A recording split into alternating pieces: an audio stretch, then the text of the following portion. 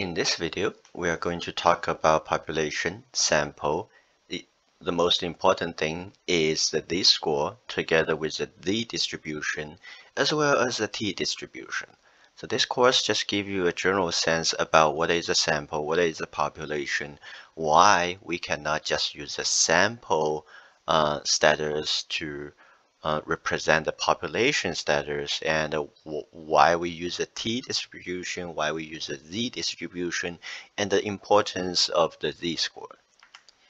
So the distribution for nominal and ordinal variables are quite simple, and nominal and ordinal variables again are categorical variables, right?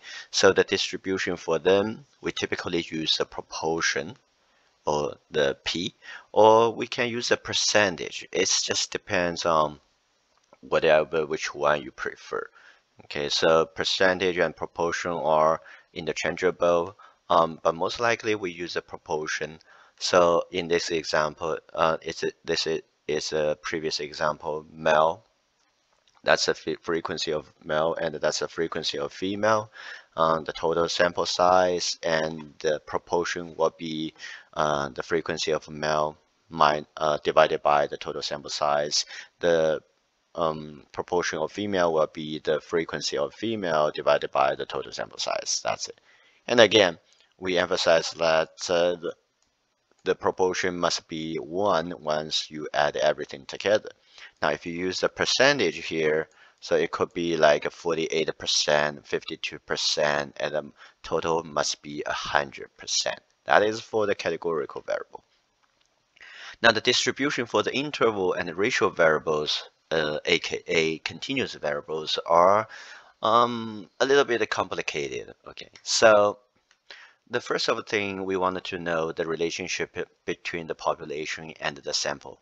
Okay, as we mentioned at the very beginning of this PowerPoints or the previous PowerPoints, we know that the population is usually the thing we are going to study, but in reality, population are just too big, too large. We don't have the manpower, time, or money for any researchers to completely examine the whole population they want to look at. Okay, so what we can do, a proper way or a convenient way or the way that you can achieve is to do the sample. You pick some people from this whole population and make it as a sample. Okay, so samples are typically drawn from the population, and a good sample we are not going to cover in this stats class, but a good sample should be a good reflect to the population you want to study. Okay. So we have some kind of distributions for I'm sorry, not empirical, but for the continuous variables. Okay, one, we have the population distribution. It is an empirical distribution made of raw scores from a population. Second, we have sample distribution. It is also an empirical distribution made from sample, right?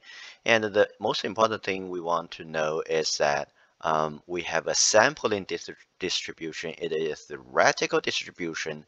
That means it's not really exist. I mean, it kind of exists, but it's not that kind of exist in reality.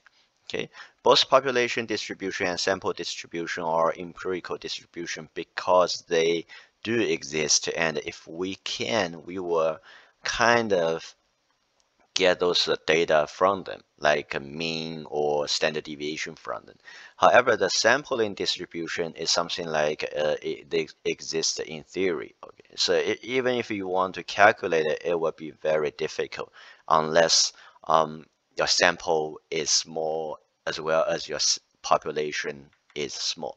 So the sampling error can be interpreted as an easy way. So let's say we have a population. I don't care how many people are here or small face are here, but we have a population here, and you want to interview each of them, but you don't have the time, you don't have the money to interview each of them, so you have to select people, right? So you have different ways to select people. Each of the circle represents where you select. So for this circle, you select these people, into the survey. For this one, you select those people into the survey.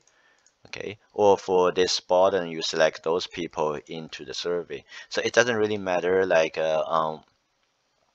who you're going to survey from this population. What matters is that you can pull a lot of sample from this population, right? So if you wanted to get a one person sample, then you will pull one of them from this population. If you want to get a 5-person sample, you can pull 5 persons from this sample. But the way you pull it, it can be almost infinite. You can pull that, right? So if you want to calculate the probability of pulling somebody into the sample based on the sample size, it's really different, and the chances or the combinations will be super large numbers. So mathematically speaking, so that is where the problem coming out. That is where the sampling error coming out. So we typically want to study the population, but we couldn't, so we have a sample. Now, but the sample, as we mentioned, is that it has some errors, and you can't really make sure that the people you pick can be a perfect reflect to the sample.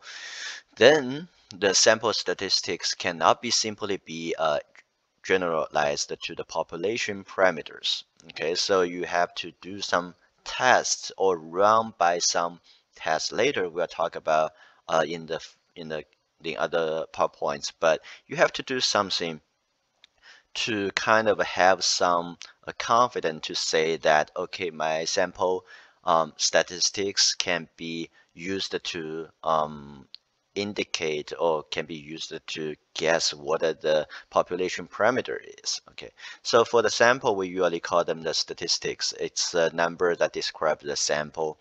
And for the population, we call them the parameters, usually to describe the variables in a population. Okay, so the sample statistics and the population parameters has a little bit slightly different symbols. The one we usually pay attention, or we used to pay attention, is from here. Okay, so the first one is the mean of the sample. We call them the X bar, the standard deviation, the little s, and the proportion in the sample. I usually call them the p hat. It looks like the p is wearing a hat. Okay, we also have the population parameters such as the mean is using this u, but it looks like a u, but it's a mu.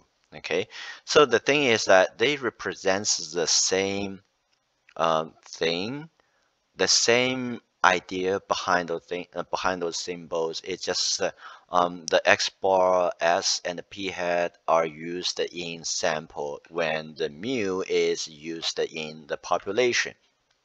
Okay, so the thing is, the uncertainty introduced into a sample statistic by the fact that given sample is only one of the infinite number of samples, right? We talked about this 5 minutes ago. You can pull as many as samples you want from one person sample to maybe 100-person sample. It depends on like your ability to pull, but you definitely can pull infinite number of samples from the population. And the means and standard deviation will be different in the data. This is where what sampling error is and where the sampling error actually coming out. So the example here is, let's say we have a population and we use all kinds of the things we can, that we have the population and we got the mean of the population and we got the standard deviation of this population. Okay, say we can do that. Then from the sample, you can draw infinite samples. So I draw 5 samples, and each of the sample may have several persons, I don't know, but we calculate the mean and standard deviation of each sample. You will see there are differences between samples and population, right, regarding the mean and standard deviation. For example, sample 1, 1 to sample 1 and sample 2, their mean is larger than the population mean, and there when the sample 1 has a small standard deviation, but sample 2 has a larger standard deviation compared to the population. You can also see like the sample 3, 4, 5. I don't know how we do it, but they have like the smaller mean than the population.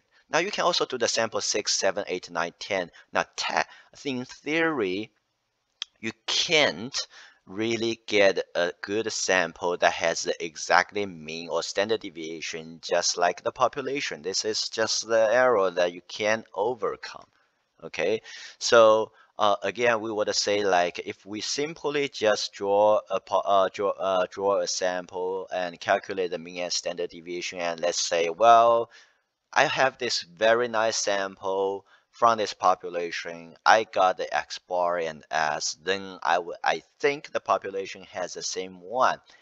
But technically, this is wrong, right? Because you can't make sure that your sample is exactly the same as the population unless you draw the sample is the population itself, like you take everybody in this population into your sample. That is, you are going to investigate a population instead of a sample. So what is needed here is that scientists create some kind of bridge between the samples and population. We call them the sampling distribution.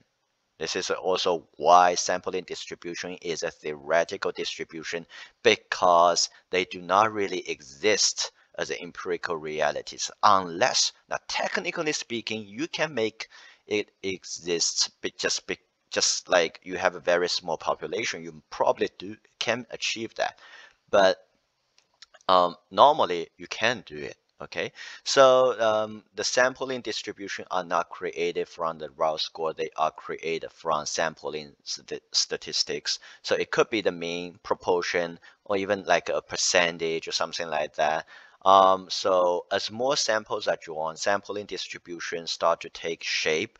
They are going to making a shape, and the more and more sample drawing, and eventually the sampling distribution for data will be look like a normal curve. Okay, now we have an idea about this one is that once if you have drawn the infinite samples of larger size, which basically means that like you have lots of samples, and those samples are larger samples. When you're going to do that, then the distribution from this behavior is going to result a sampling distribution to be normally distributed. Okay, it's not any other shape like positively skewed or negatively skewed. It will be a normal distribution, like we mentioned before. Okay, the key benefit for the sampling distribution will be normal is that the standard normal curve can be used. We covered a little bit about the standard normal curve in the last PowerPoints. Okay, this is the one we just mentioned about when we're going to talk when we were talking about standard deviation, like the standard deviation 1, positive 1, negative 1. So the area between the positive one and the negative one here is about like 34, like 68%, or like 2/3, right? So something like that. We're also talking about the area under the curve between the 2 and the negative 2. Okay, this is the normal distribution. So here we just give a more clear definition about the normal distribution curve. The curve is only picks once, right? It's only picks once. It's like here, and also it's a symmetric. It going to two pieces on the left side, on the right side, and the left side is identical to the right side. It's a symmetric curve, and also it has an area of 1. So the area of 1 basically means the 1 means the area under the curve. Okay, anything beyond this curve, above this curve, it doesn't really talks about anything. So what's our important thing, or we pay attention, is all those areas under the curve. Oops, I don't know why it's coming out again. But these areas under the curve is always to be 1. And you can see this, if this is a 1, this means every case in a sample can be go into this curve and within this under the curve area, right? So this give you a hint.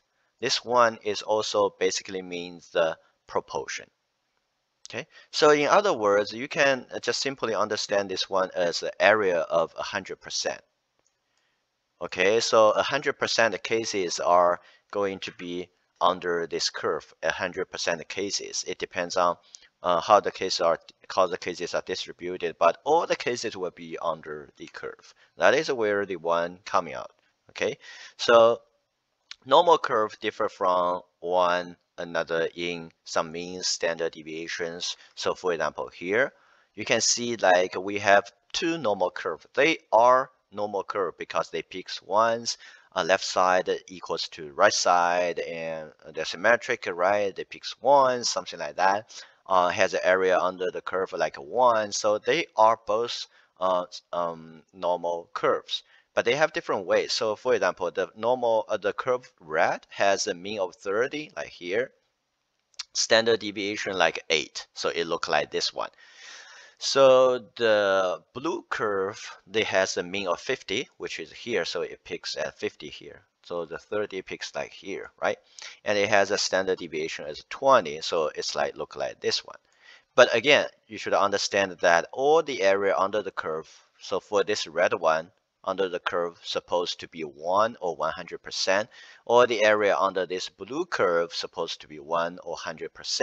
So if you take a look, if you calculate mathematically, you calculate the area under this curve and the area under the blue curve, you will see they are equal and they equal to 1.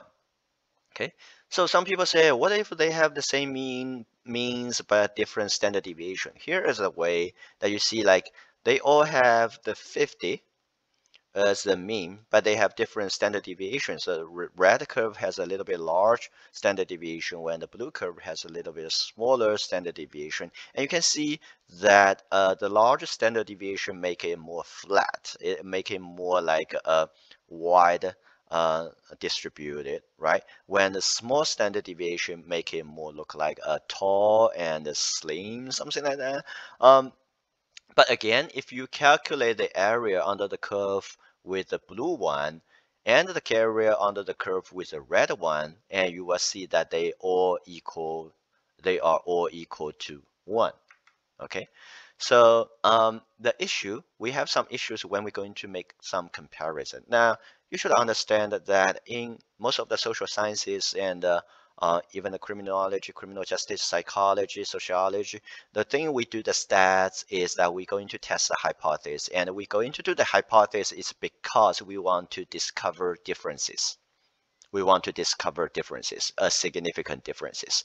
Okay, and when we're going to discover differences, the good way or the important way we do is to make comparison. Now, the inconsistent in locations dimensions of the normal curve, such as this one or this one, right, have a problem in stats because it is impossible to determine the probability of a certain empirical result when every curve is different. So can we just make sure that all the curve or all the cases here can be can be transferred into a very unique curve that we can use to compare those data points at different curves or under the different areas? The question is, the answer is that yes, we can. Okay, to solve the problem, the curve must be standardized so all the variables can represent a single curve, and we use the z-score, which is today's focus in this PowerPoints, to do this z-score. Okay, so when we were talking about this concept, it seems a little bit complicated, but I will show you some examples so you will understand. It's so easy to understand. So for example, we have two students, Michael, who took the math exam on October 1st, 2017, and Michael got 70. Lisa took the math exam on October 2, got 72. Okay, now the thing is why they don't take the math class in the same or math exams in the same day is maybe Michael is in different sections about the Lisa's math. They are just different sections, right? In the college, you may have section 1, section 2. They are in the different sections, and different sections are taught by different professors. When they taught by different professors, they may be taught by different ways, but the most important things is that they are going to be taught for the same content. It's just maybe different ways. And also Michael's class, for example, section 1 may have different students like Lisa's section 2 class, right? Because you can't really be in 2 sections for just one person. So when this coming out, we have the Michael and the Lisa, and when this coming out, and also they may have the different questions in the exams. Maybe Michael's exam is a little bit difficult, so that's why Michael only gets 70. Or Lisa's exam is a little bit easier, so Lisa gets a 72. But the question is, if they're testing in the same content but taking in different places with different people and using different questions, but remember, they are still testing the same content, how do we compare whether Lisa is good or Michael is good, Michael is better or Lisa is better, right? Again, like I said, if they're using the same exam, then Lisa's absolute number 72 is higher than the Michael 70. However, if they are testing on different exams, but they are testing the same content, it's just different questions, you can't really say Lisa is better than Michael because maybe Michael's exam is too hard or so hard. So what we do here is that instead you want to compare, right? We want to pick one, if we want to pick one student, which one we supposed to pick just simply based on this math scores, okay? The answer to this who performed better in math is like, it's really hard to tell. We don't know. We need more information. The information or the solution will be solved by the z-score. The z-score, as defined, is a standard version of the raw scores that shows two pieces of information about the raw score. One is how it is close to the distribution mean. Second is the direction. Okay, the z-score formula is quite simple. It's a raw score minus the population mean divided by the population standard deviation. So you will get the z-score just simply using this one. Okay, so as you know, the population mean may be different for different population, and also the standard deviation may be different for different population. But once you do this one, you transfer everything into the z-score. The z-score will reach a standard normal distribution, which will be covered just a few minutes. Okay, so the absolute value of the z-score reveals the location where the raw score in relation to the distribution mean. Z-score expressed in standard deviation unit, right? Standard deviation unit because we divided by the standard deviation unit. Okay, the z-score piece of information given by the sign of the z-score, positive, negative, and a z-score sign indicates whether it is greater or negative. That is like the positive or negative. Okay, so like we just mentioned about a minute ago, the z-score when all raw score into a z-score, so the z-score will be changing, or the distribution of the z-score will be changing to what we call the standard normal curve. Now it looks like still like a normal curve, but it is standard normal curve, particularly for the z-scores. So you can use different z-scores to make comparison. Okay, it has a similar thing for like a normal distribution, like it's symmetric, has only peaks once, has a mean of 0, standard deviation 1, and the area of 1. Okay, so here this is the picture I found on the internet. But the thing is, like when you see this shape, right? When you see this shape, the thing you want to consider or you will see is from the z-scores. Okay, z-score 0 is in the middle, and z-score positive 1, z-score positive 2, z-score positive 3, z-score negative 1, z-score negative 2, z-score and negative 3, z-score. Now, in the following sections, we were using this z-score and the standard normal curve to let you know like how do we compare the two students, Michael and Lisa, regarding their math exams. Okay. But before we do that, we will do some interpretation about the z-score. For example, what if the z-score is 20.25? So the raw score is exactly 1/4 of one standard deviation away from the mean, right? And also, since it is positive, so the raw score is greater than the mean. Quite simple. So the z-score is negative 1.5. That means the raw score is 1.5 standard deviation from the mean. 1.5 standard deviation from the mean. Okay, and the raw score is less than the mean because this is a negative. So when we go back to our examples, okay, so what are we missing here? We only have the raw score 70 and 72, right? Based on the z-score formula, what we need is the population mean and the population standard deviation. So let's just give them one, okay? Let's say the person or the students who took the math exam with Michael on October 1 as a population. So the mean of the population is 60, standard deviation as a 15. And also the student who took the exam with Lisa on October 2, the mean is 68 and standard deviation is 6. Now from this one, you can already see a little bit difference here, right? So the mean for the first exam is 60. The mean for the second exam is 68. So it looked like, well, it looked like that the first exam or the October 1st math exam seems a little bit harder than the October 2nd exam, right? Because the mean is less than the first exam is its mean is less than the mean. But also another thing is you will see the standard deviation a little bit different, right? So when we're having that, we are going to calculate the z-score. So whatever you do, you use this formula, z-score Michael. So you will get 70 minus 60 divided by 15, you got 0.67. For the Lisa, you got 0.67. So what does this mean? Michael and Lisa has the same z-scores, right?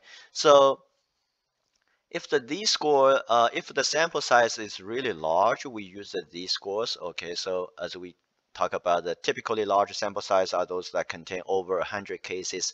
This is at a discretion. In most of the social sciences, when we're going to talk about stats, people are using like the cut point as 100. Sometimes people use 110. Some people use 120. I don't know, 150, or even some people use 200. But well, in this PowerPoint, we just use the 100 cases. If the sample size is larger than 100, that would be like a large sample size. We use the z-score or the z-table, or we call it the distribution. If it's less than 100 cases, 99, 98, or 30, 50, we use a t-table. But we will talk about t-table in a couple of minutes. Okay, so we have this z-score for Michael, and we have this z-score for Lisa. So we know that they outperform almost equally to each other, right? But another question is, it seems like they all better than the average. For example, the average for the Michael's exam is 60. Michael got 70. The average of Lisa is 68. Lisa got 72. They all better. They all performed better than the average. But how better they are, right? How better they are. So the thing is that we use the z-table to figure out the percentage or even the proportion to know how better they are. So I will give you the example so you could understand like quickly. So this is the z-table. Okay, this is a z-table, and on the right corner you will see the table entry here represents from the left side. Left is a negative side, right? Right is a positive side. So when the z-score is a negative number, what happen you will see is like, for example, so what is the area when the z-score is negative 1.9? So what do we do is that you can see the z here, right? So you are first looking at negative 1.6. So you're looking at negative 1.9. Okay, negative 1.9. Then you need to find another 0.6, which is kind of here. Okay, then you take a look at that. Okay, so what a number you find out is 0.0250. As you can see, all the things here point something, which give you a hint that this is talking about proportion, right? This is talking about the proportion. So the proportion for the area under the curve when the z-score is negative 1.96 is 0.0250, which basically means if you transfer into percentage, now most people are used to this percentage things, which transfer to the percentage is 2.5%. And remember, this is from the left side because it's the negative side, 2.5%. So this area only take about 2.5% area is where this z-score is. Okay. In other words, so if a person's score is negative 1.96 as a z-score, whatever the person was doing, for example, taking an exam, take SAT, ACT, GRE, something like that, that means the person only performs better than 2.5% in this whole population who took the test. Okay, so let's say there are 100 people who took this test, and based on the z-score negative 1.96, the person only performed better than 2 people, or 2.5 people, or maybe 3 people. So his rank is like a 97th or 98th. Okay, it's really low. This person is not so good at taking this exam. Okay. So when we take a look at the z-score is a positive number, again, the table entry on the left side goes from the left side, the negative side, to the positive side, right? Since the z-score is positive number, so whatever the z-score is going to be on the positive side of this mean. So we take a look at that. What is the area under the curve when the z-score is positive 1.64? So the first thing is we're looking for 1.6. It's right here, right? And the second thing we're looking at is 0.04. It's right here. So the person, or I'm sorry. So the proportion we get is 0.9495. Again, this is a proportion, and people don't really get used to the proportion, so we make it to the percentage. So this percentage is about 95%. So if we draw the table and put a normal distribution here, and you will see that it's kind of here, and all the things are here, right? Until this thing is 95. Whatever I put lines here is 95%. So this also means like if a person took an exam with a bunch of people, right? And from the exam, his z-score is positive 1.64. That means this person's performance is better than 95% of other students. In other words, if there are 100 students who took this exam with this person, then this person is performed better than 95 students. So he's like a rank number 5th or 6th, something like that. Okay, which is a good, very good score. Okay, now since we know how to read this table, we are going to finish these examples. The z-score for the Michael and the z-score for the Lisa are all 0.67, right? From this z-score formula, they perform the same, almost the same, but how well do they perform? Okay, so if you take a look at the 0.67, you'll see the area under the curve like 0.7486. Now, indeed, we can go back to the previous. So what we have is 0.67. So you will see the 0.6 and 0.07 here, right? So you draw this one to here, you draw this one here. That's the 0.7486. 0.7486, exactly the area under the curve. Okay, so how do we interpret that? You can just mimic the one I just mentioned about when we were talking about the examples. So area under the curve is 0.7486.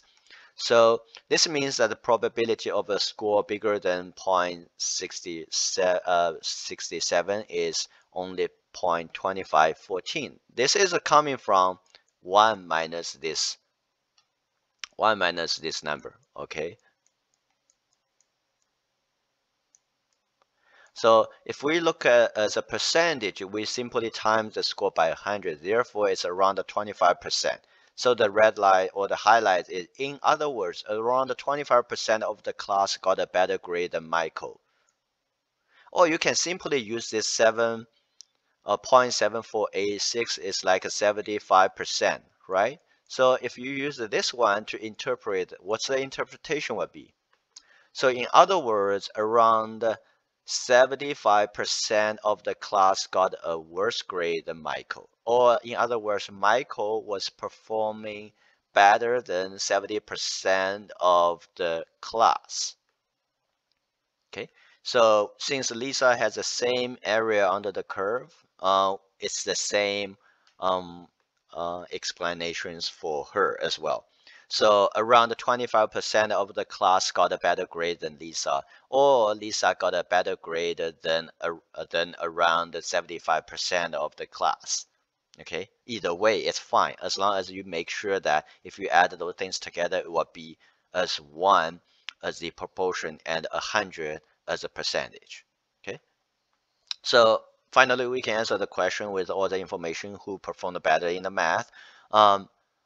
In theory or technically speaking, Michael and Lisa are performed like similar or almost the same. Okay, so for example, what we do is here that we use another example like the ACT and the SAT. Okay, so you know both ACT and SAT are used for college application, college admissions, but ACT is different than SAT. ACT's full score is completely different from SAT, right? So let's say assume that ACT score are normally distributed with a mean of 24, standard deviation 3.5, when the SAT has a mean of 550, standard deviation of 80. Right? And you have a people. Michael had an ACT for 30. Lisa has an SAT for 690. So if you're the college admission office, you take a look at the absolute number. Oh, Lisa has a significant higher number than Michael, right? 690, when Michael only has 30. So, but the thing is, they don't take the same test. But the same test tested the same thing is their study ability in the college or something in the past, whatever, in a high school, right? So if you're the admission officers, you will kind of see like only with those informations I can make a decision which maybe Michael is better or Lisa is better in those standardized standard examinations, right? So we need some information. For example, when we calculate the D-score for Michael, we have the standard deviation 3.5 for the ACT mean of 24. Then we got the Michael is 1.71.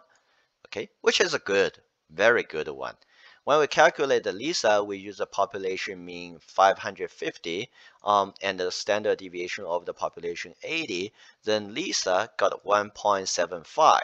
Well, Michael is good, but look like Lisa is better. We don't even have to go back to the Z-score table to figure out what's the percentage Michael is performed better than the rest of the class, or what is the percentage Lisa performed better than the rest of the class. But simply from the Z-score, make the comparison regarding the Z-score, you will see that Lisa is slightly better than the Michael.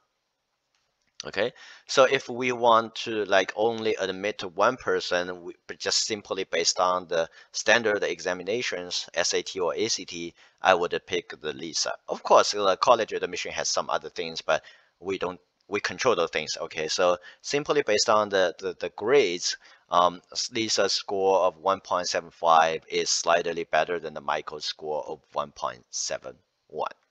Okay. So when the sample size is bigger than 100 cases, we use a Z-score, Z-table, Z-distribution. What if the sample size is small, less than 100 in criminology, criminal justice, or sometimes in other sociology, psychology, something like that? So I will introduce the T-distribution. We just going to cover a little bit about the T-distribution in this PowerPoint. So the T-distribution is used when the distribution is under 100 cases. Sometimes we refer to like small sample size. Okay, so again, the t distribution is also um, a normal distribution, but the t distribution is a family of curves. The z distribution, the z curve, there is only one z curve. But for the t curve, there are a bunch of the t curves. It depends on the sample size. Okay, so but everything else are looking the same way, like as a normal t is also a normal distribution. It has peaks one time, symmetric, have the area under the curve as one. Okay, so the difference between the z and the t is that t is a family of several different curves rather than a single fixed curve, which is the z curve. Okay, the shape of the t distribution curve depends on the size of the sample. Okay, and most importantly, as the sample size becomes larger and larger and larger, the t distribution becomes more normal. Now I will show you the example in a couple of slides. Okay, so this is just the basic information. Talk about different t curves look like, how the different t curves look like. Okay, but the good thing about the t distribution is that in reality, we can't really always get a large data set. Okay, so a large sample size, right? In criminal justice, sometimes we may have that, but if you're looking at some like experiments in medical trials, or if you're looking at some psychology studies, they can't just get hundreds of people into the sample. Now, typically they're using several dozen of the people in the sample. Okay, so the t distribution can overcome these things on those small sample size. They can compensate those small sample size and provide a more accuracy. And also this is the t table, and also again you can see like the t table under here. You will see if if you're looking at bigger and bigger numbers, okay, you will see that this is a t-table, and you can see the degree of freedom we will cover in the hypothesis test, but degree of freedom basically represents the sample size, not exactly, but represents a sample size. So sample size from 1, 2, 3, 4, the degree of freedom going to right. And when it gets bigger and bigger and bigger, going to the bottom, what did you see? You see the z in the bottom. Okay, so this means that if you have a sample size that is super large, large enough, then you will have the whole sample size look like, or the distribution of the sample will look like a z distribution. But otherwise, if you have in those like less than 100, here less than 100, degree of freedom can vary. We will talk about this in other PowerPoints. But if you have a small sample size less than 100, then probably when you're going to do something later, we will be talking about point estimate, confidence intervals. We're talking about hypothesis test. Then the T might be a good choice for small sample size. Okay, so as you can see, the bottom of the t table shows z. It becomes more and more standard normal. It may not be the good way to describe it, but it becomes more and more z. So eventually, when the sample size gets large, the t table going to become the z table. That's it.